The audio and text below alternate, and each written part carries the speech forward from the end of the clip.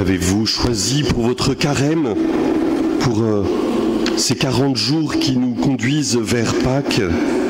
Qu'avez-vous choisi pour convertir votre cœur? C'est peut-être une question que nous pouvons nous poser en ce début d'un temps liturgique spécifique qui nous invite à la conversion. Jésus nous propose par 3 choses de nous aider ainsi à avancer par l'aumône, le partage, particulièrement avec les plus pauvres, la prière qui nous tourne vers le Seigneur, le jeûne, privation de certaines choses alimentaires ou matérielles pour être davantage disponible.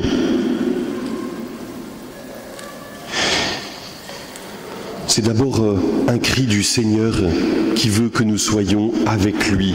Revenez à moi. C'est ainsi que dans la première lecture, nous avons entendu cette parole du Seigneur que le prophète nous donne.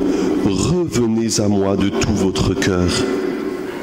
Le cri de Dieu pour chacun d'entre nous, qui veut que nous soyons proches de lui.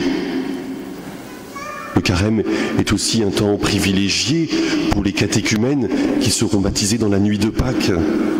Un temps pour approfondir le Christ, la relation au Christ, sa vie et son amour. Un temps aussi peut-être pour chacun d'entre nous de regarder davantage la croix et le mystère de la croix. Ce carême nous conduira dans la grande semaine sainte où nous suivons presque pas à pas le Christ dans sa passion, sa mort et sa résurrection. Contempler la croix du Christ, peut-être pendant ce carême, peut nous aider à comprendre l'amour de Dieu et nos difficultés aussi à aimer. La croix est un symbole paradoxal, instrument de torture et d'humiliation.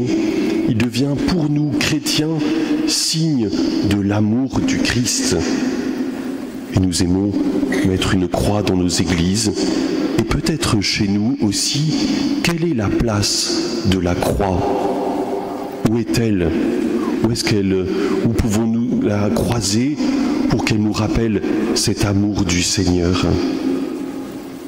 Car la croix est le lieu où le Christ, qui a été rejeté, incompris, condamné, crucifié, vient nous montrer aussi qu'il ne fuit pas cette douleur, cette souffrance, ce rejet, mais qu'il continue d'aimer et d'aimer jusqu'au bout dans la folie de son amour.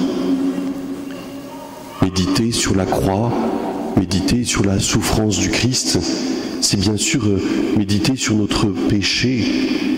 Si d'autres ont condamné le Christ, nous aussi peut-être un peu, de différentes façons, nous pouvons rejeter, condamner, juger le Christ ou d'autres personnes. Méditer sur la croix, c'est voir notre connivence avec le mal. Mais en regardant la croix, cela ne vient pas nous enfermer, cela ne vient pas nous bloquer, mais nous ouvrir à un chemin de salut et de vie. Reconnaissons que le Christ a porté sur lui les péchés du monde, nos douleurs, nos injustices, nos fragilités. Et il nous ouvre, par sa résurrection, à un chemin de vie nouveau. La croix, c'est le sacrifice ultime du Seigneur qui a partagé avec nous notre humanité et qui jamais ne s'est défaussé, même quand il y avait de la haine et de l'incompréhension par rapport à lui. Il ouvre ainsi par son offrande, par le don de sa vie, un chemin de réconciliation avec Dieu, un chemin de réconciliation entre les hommes, un chemin de réconciliation pour la vie, aujourd'hui et toujours, cette vie éternelle. Signe de notre rédemption, la croix du Christ vient nous dire cet amour de Dieu qu'il nous partage. La croix devient signe de l'amour du Seigneur qui a tant aimé le monde qu'il est allé jusqu'à donner sa vie par amour pour nous. La croix est un chemin alors d'espérance et de transformation de notre vie, car elle nous rappelle aussi comment aimer et comment aimer jusqu'au bout. Saint Augustin disait: la croix du Christ est notre échelle pour monter au ciel. C'est le Christ qui a tout vécu par amour pour nous. La croix a vaincu la mort et par elle, la mort a été détruite. La mort n'est plus une fin, mais elle devient passage possible vers la vie éternelle. De pouvoir aller vers Dieu qui a réouvert ce chemin vers lui. Saint Irénée au IIe siècle disait: le bois de la croix a été planté au milieu du monde afin qu'il soit le point de rencontre de l'homme avec Dieu. La croix est le signe de l'amour de Dieu pour l'humanité.